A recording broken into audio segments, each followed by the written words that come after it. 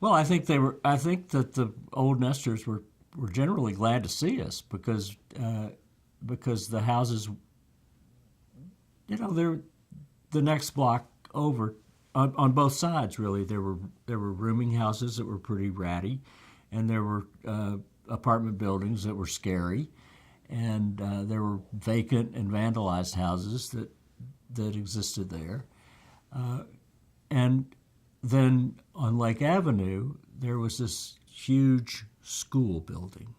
It was a important building. It started out as Mary Institute when it was part of Washington University, and it was a beautiful building. And it had the last tenant was the St. Louis Public Schools, and they had moved out.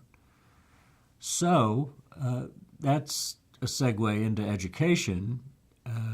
There came a time when the Sisters of the Sacred Heart, the Mothers of the Sacred Heart, took their school and went out to the county, closed City House and Barrett Hall. Let's do that over so you don't have to correct yourself. Okay. We're talking about institutions Right. starting to leave. Right. A major blow was when City House, which was the Religious of the Sacred Heart, ran the school, and it was a very good school, and they had a boys' division, which was called Barrett Hall, right on the property of Maryland and Taylor.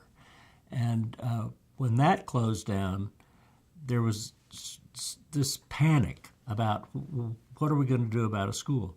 And very soon thereafter, led by a fellow named Tad Foote, we got a bunch of people together and started the new city school, which is thriving now, and eventually moved into that building. And it was on the first floor originally, and then it expanded to the second floor, and now it has a